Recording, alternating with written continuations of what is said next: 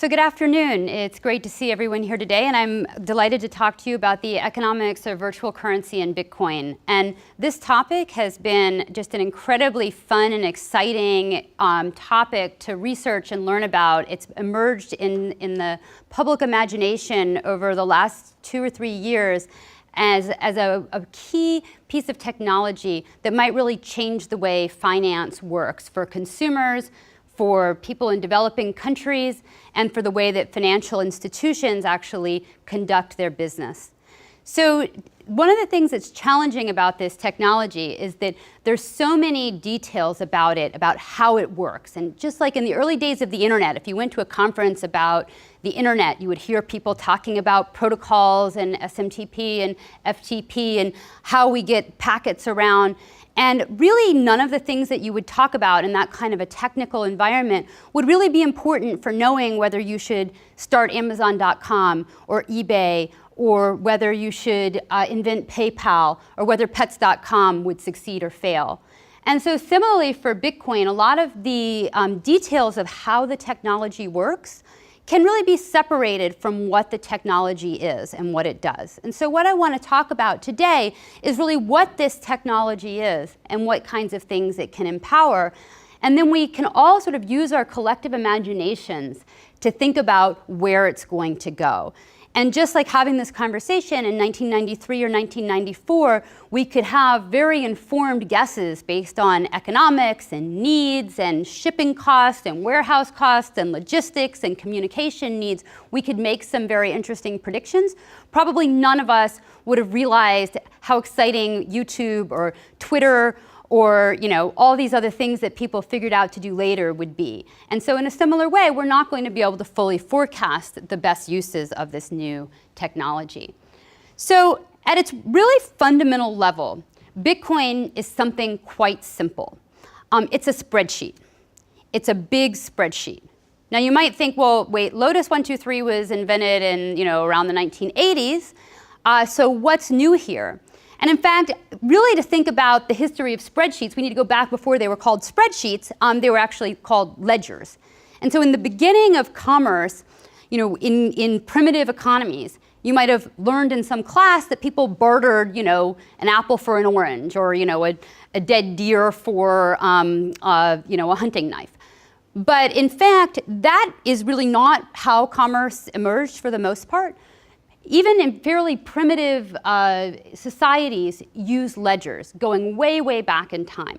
So it's kind of complicated to actually have two things, one in each hand, and trade them for each other. And so it's been very natural for human societies to use ledgers to keep track of things so that I can contribute today and get something back tomorrow. So really the origin of money itself is a ledger. Before there was money, there were ledgers that kept track of who had what and who had contributed. So Bitcoin is in its essence a big spreadsheet or a big public ledger. And what it does is it keeps track of who has sent what to whom. So it's going to say that person 123 sent 1 Bitcoin to person 456. Okay? That's what it does. And that's pretty much all that it does. So how can this be so innovative and so exciting if that's all it does? Well, if you imagine for a second that we just put up a big spreadsheet that kept track of trillions of dollars and we just posted it on the internet from a server, what do you think would happen? Someone might hack that server and try to change the ledger in some way. So if you're going to have a ledger that keeps track of things that are very, very valuable, it's very important that it's secure. That's one thing. And so I won't tell you how that works today, but I'll say that one of the big innovations in the invention of Bitcoin was a method to keep that ledger secure.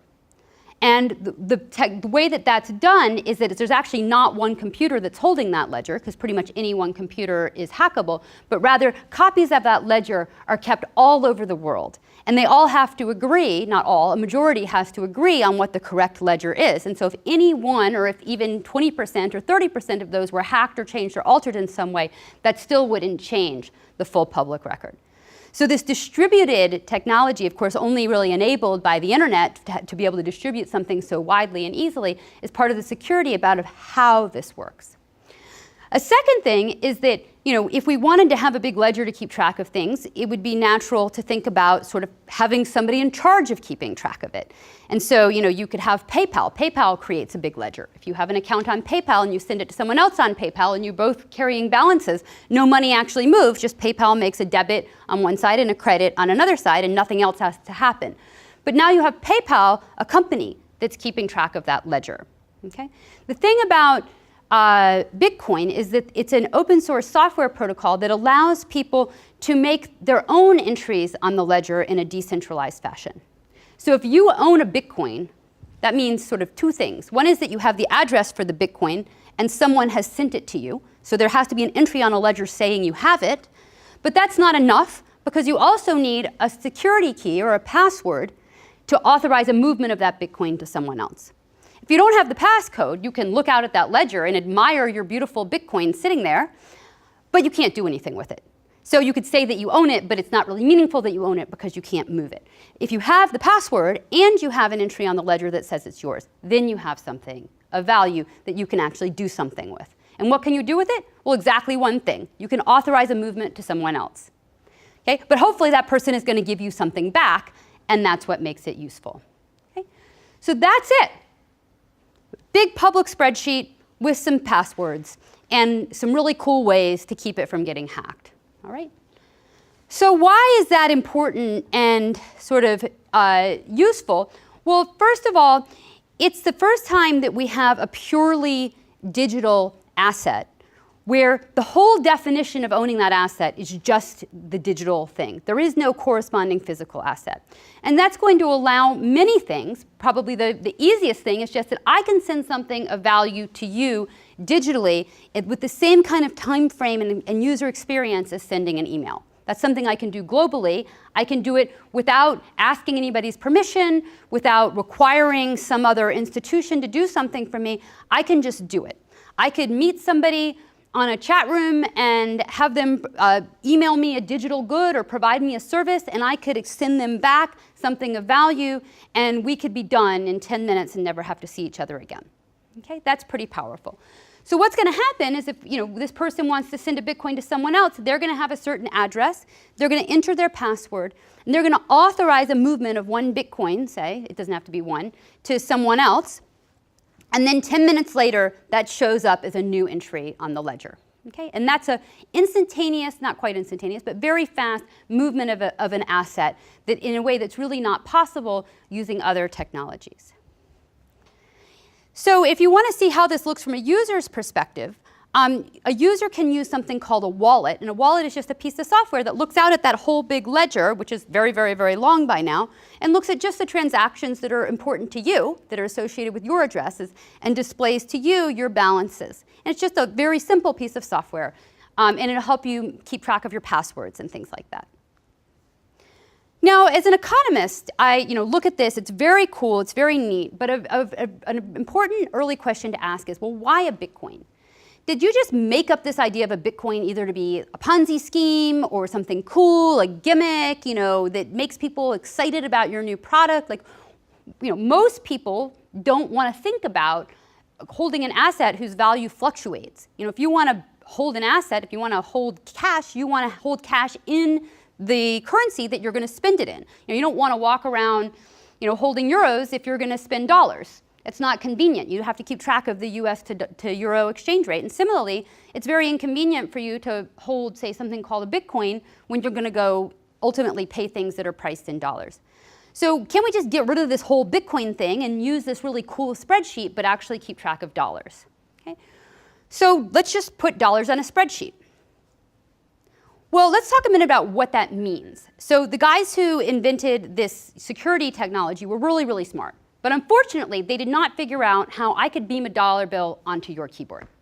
I can't go zoom and a dollar bill appears. Not possible. So if I had a password and authorized an entry on that spreadsheet that said I gave you $1, of course that would be an incomplete description of what happened because I didn't just give you $1. I just made an entry on a spreadsheet. I didn't actually physically give you $1. Maybe I promised to give you $1. Maybe somebody else promised to take $1 out of my account and put it in your account. All sorts of things might be true, but the one thing that's not true is that I just sent you $1. Okay? So this would not be a complete description of any system. What could be a complete description of a system? Well, if I, instead of saying, I'm going to send you $1 that's just a message that I would have to honor, instead, I could actually send something like an IOU. So if there's $1 on the spreadsheet that belongs to me, of course, it's not really $1 on the spreadsheet because I can't pinpoint dollars to a virtual spreadsheet. But I could have an IOU, say an IOU from Bank of America. So for that, it's useful to sort of think about what happens when you have a Bank of America account. You log into your online account, you look at the website, and you actually see it tells you have money. Now, where is that money? It's not actually on your computer. It's not even at Bank of America because they've lent out, 95% of it to someone else. But so what is it that you're seeing when you see that you have $100 in Bank of America? You're actually seeing just a promise. Bank of America promises to give you $100 if you ask for it. That's your relationship with Bank of America. And so Bank of America could, in principle, agree that it's going to let you keep some of those dollars, like you might have 2 or 3 different checking and savings accounts. You could have another account which is exposed to some sort of virtual currency system, and when a message is sent on that ledger, Bank of America could promise to honor a contract to send that money to someone else. Okay? So if I wanted to send money to someone in Chase, I could make an entry on the spreadsheet using my password, and if Bank of America and Chase had already agreed to plug into this system, they could then respond to that by actually sending the money. Okay?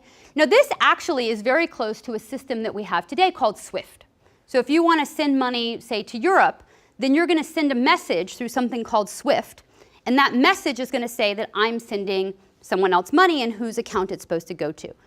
But on the back end, that's not at all what happens. On the back end, say Bank of America goes to a correspondent bank, that correspondent bank goes to another correspondent bank in Europe, that correspondent bank might go to another correspondent bank in another country, and then eventually it's going to show up at the destination. So there's a whole sort of back end system behind that, and everybody has agreed, though, that if you send a SWIFT message, then everybody's going to honor that message. Okay? So that's a way, so you could think about this sort of more advanced ledger technology as something that could be used as a replacement for SWIFT, because SWIFT only works in certain countries and not everybody has agreed to follow it. However, if you were sending a digital asset like a Bitcoin, you wouldn't need the whole correspondent banking system. You could just immediately send the money. And that helps understand what the kind of benefit is of having these digital currencies rather than physical currencies. The fiat currencies from national countries require this back-end movement of money in a way that is not necessary if you're just moving a digital currency. So I was very excited about this idea, and then and I was going around giving these talks with sort of these various slides about a year and a half ago. And then I learned that a Stanford GSB alumni named Chris Larson had actually co-founded a company called Ripple that had implemented a ledger just like this. That ledger allowed you to keep not just its own native currency, which it has called the XRP, but also any other currency you wanted on the ledger. And it allowed you to use it exactly as I've described. And so today, a number of financial institutions have done just what I described. They've plugged into the Ripple ledger, and they've allowed people to put US dollar bank balances onto the Ripple ledger, and then you can use them to send money to anybody else in the world in any other currency. And so then I joined as an advisor for Ripple Labs, and now I'm on the board of directors. So it's a technology that I'm really quite excited about. As an economist, the reason this was appealing to me is that I don't want to have a bunch of consumers in a whole bunch of stable developing countries holding something other than their local currency. I would like them to think about the financial technology innovation here as one of being able to move money quickly, but not of one where you're just holding some other currency. On the other hand, if you're sitting in Argentina or Venezuela or one of these very high inflation countries, it's a completely different kettle of fish. If you're a consumer in one of those countries, you have very limited ability to save. How do you save if you're a poor consumer in a developing country with high inflation? You could buy a gold necklace. That's a popular way.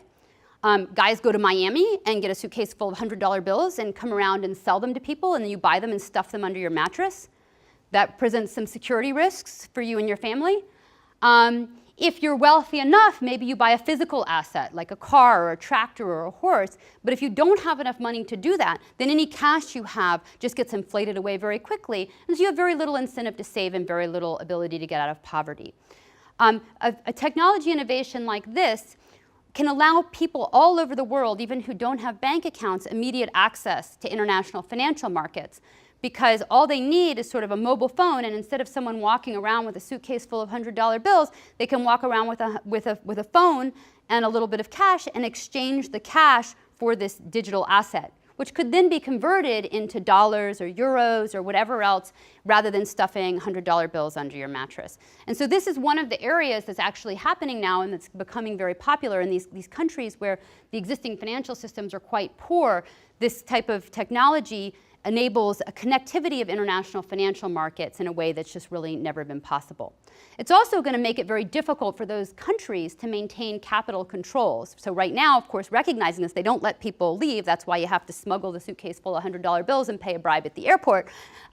So this is going to really change the economics, the macroeconomies of those types of countries, as it becomes impossible to really enforce capital controls in the area of digital assets that can be moved without needing to access the banking system.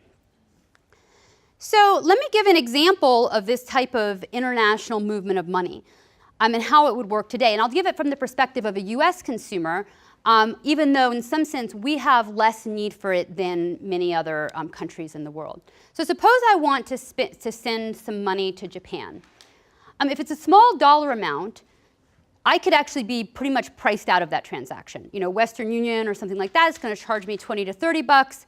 If I do a bank-to-bank account transfer, that's going to cost me, 50 to 100 bucks and take a couple of days. So there aren't actually great options for making small person-to-person international payments, and this is one use case that people have started doing. So if I wanted to send money to Japan, what I could do is initiate a dollar transfer through a linked account to a Bitcoin service provider. So in the US, two of the very consumer-friendly ones are Circle and Coinbase. And so say, for example, if you want to establish an account in Coinbase, I would link up my bank account. So I've done this myself with my Bank of America account with Coinbase.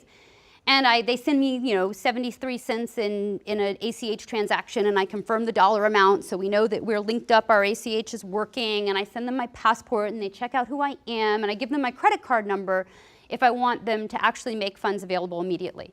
So if I want to, I have an immediate need, I've got to get some money to Japan, what I can do is I can just log on to that, quickly get on my account and say, oh, Coinbase, I want a certain sum of money. So I want, 100 bucks, give it to me. And because they've already verified me, they'll immediately make that available on my little online web account. Then I can look for a quote for what is the exchange price between dollars and Bitcoins right now. So there's a few exchanges, there's actually a large number of exchanges, but there's a few very big ones. One of them is called Bitstamp.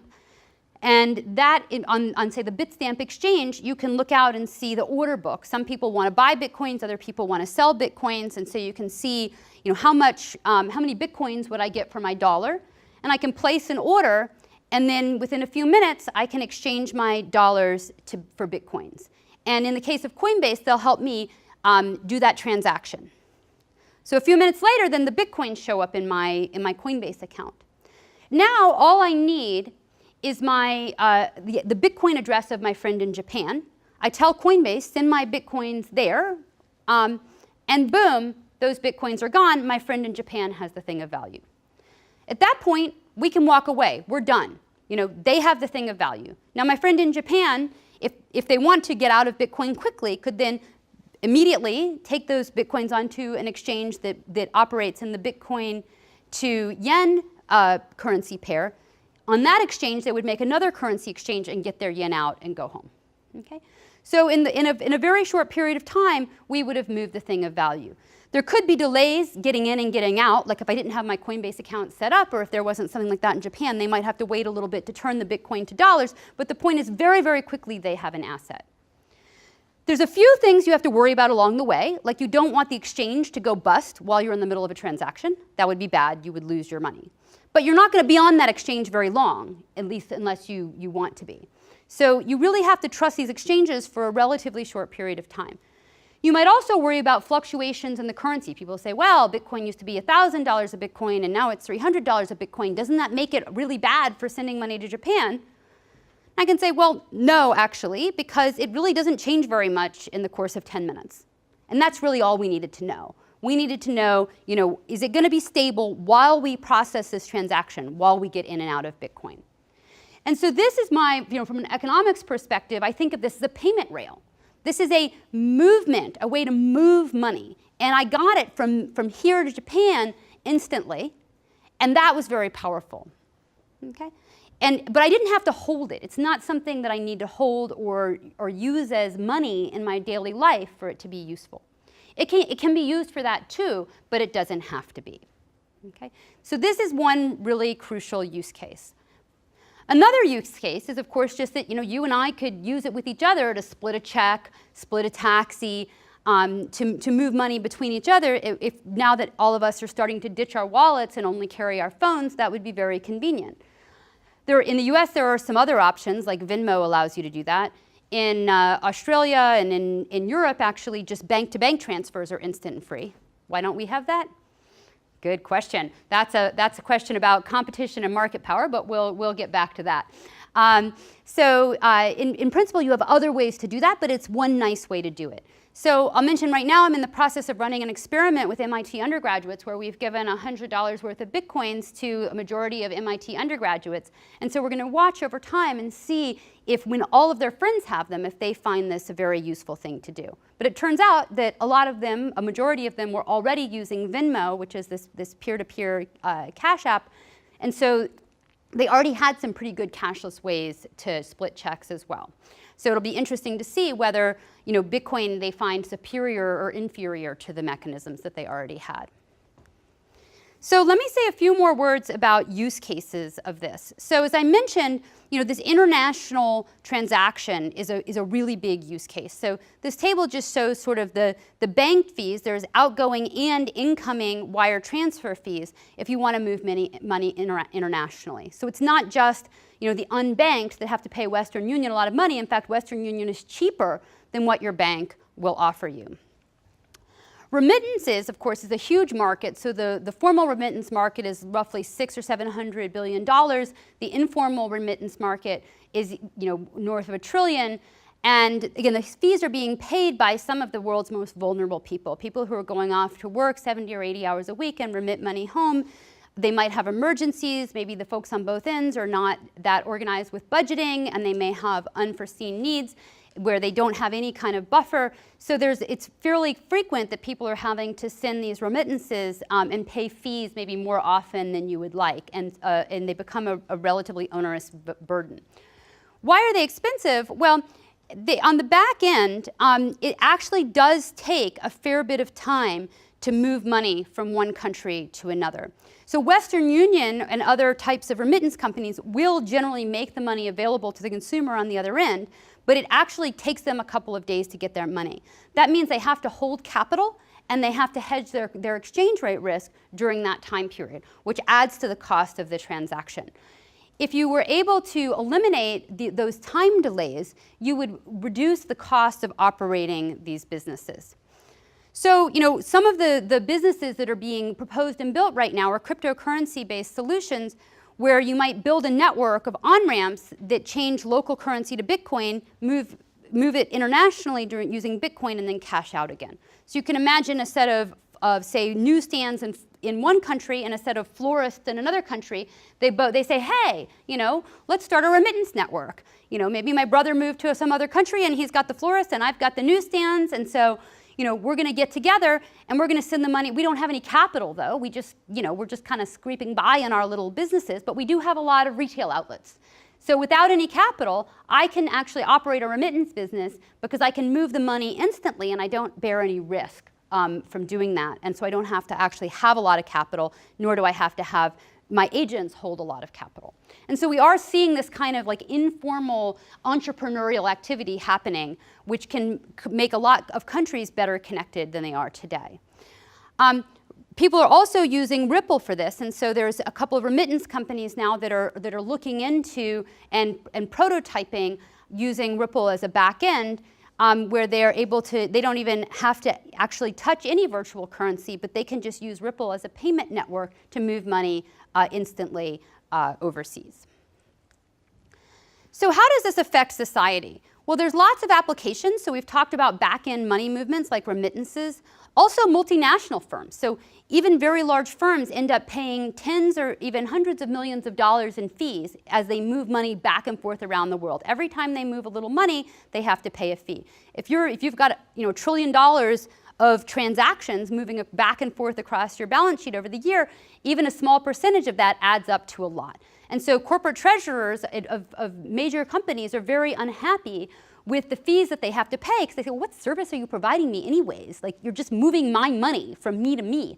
But why am I getting taxed these large sums of money for this very minimal service? And so they also use these very complex IT systems to keep track of their money internally. Recently, Citibank lost $300 million in Mexico.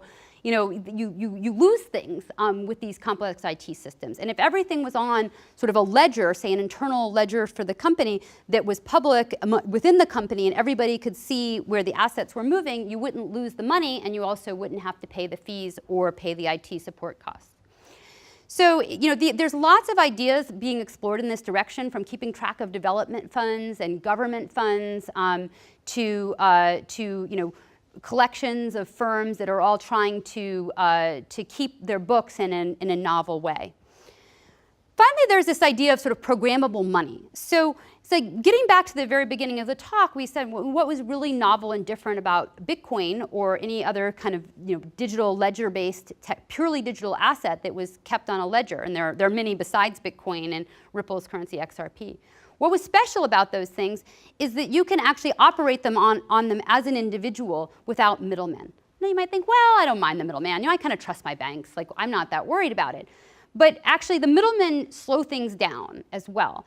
And it's impossible to write a computer program that's going to execute a complicated financial transaction between lots of different financial institutions. They each have their own systems and their own delays. But once the money is all digital, you can actually write computer programs on top of it to automatically execute transactions, and that's going to allow very new things to happen. Just a very simple example is multi-sig. So I want two people to sign a check. So I can write a computer program that says that, here's this money in this Bitcoin account, but it can only be moved out if two people both put in their passwords. So that could help protect you from being mugged or anything else for your digital assets, because somebody else would have to put in their password too in order to get the money out. It could also protect firms. One of the things that's getting built right now are actual platforms for programmable money. So Ripple Labs has a platform called Codius, and there's another one called Ethereum out there.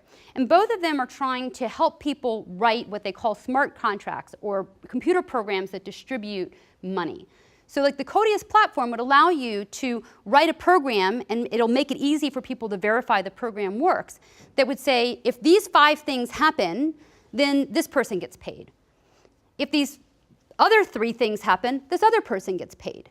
So we could just, for example, you could think about some sort of complex financial derivative. We could take as an input the Bloomberg feed of stock prices, and we could make very complex bets about, well, if this stock goes up and this stock goes down and this other thing happens and the National Weather Service says it's sunny today, then this person gets paid.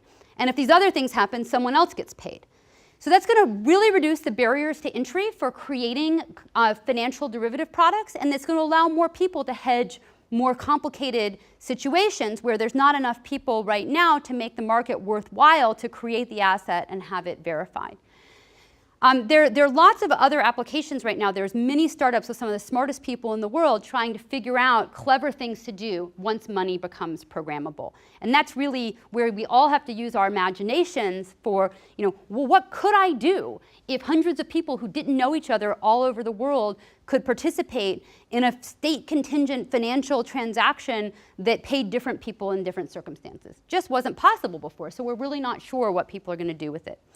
So what is that going to do? Well, we're going to see various types of changes in industry. We might see deverticalization of international transfers. So again, the flower stand and the newsstand can get together. We don't need to have big financial institutions do this.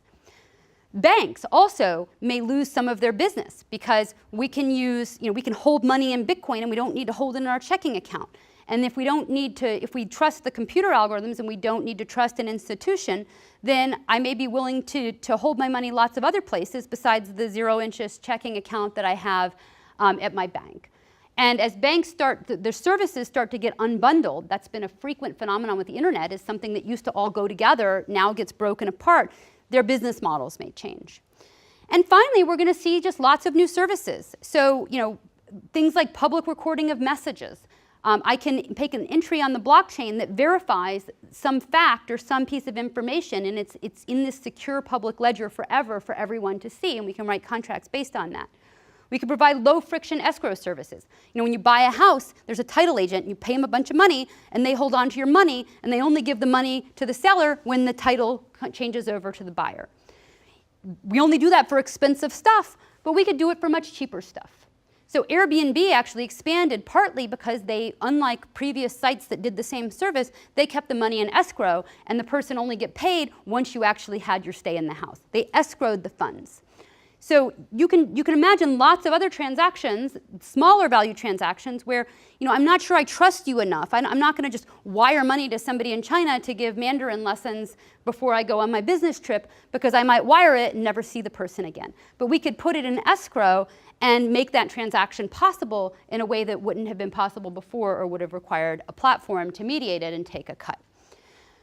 Tracking flows of funds, and generally I think the theme is that we've seen from Uber to Airbnb to TaskRabbit and all the other great new internet platforms out there, information and contractability, making things easier and more frictionless and allowing people to transact with each other without such a level of trust has enabled huge markets to grow where no market existed before. And digital money is going to allow that to happen in new services and applications, as well as making existing ones more efficient. So this is basically why I'm so excited about this technology. Not because I think you should speculate in Bitcoin and buy it at 300 and hope it goes to 1,000, but because fundamentally it's like the internet, a new technology that allows things to happen that couldn't happen before. And we have a whole range of some of the world's brightest entrepreneurs trying to figure out what to build on it. The first wave of them may go bust, but eventually I have a lot of faith that the way that we move money is going to catch up with the way that we move information today. Thanks very much.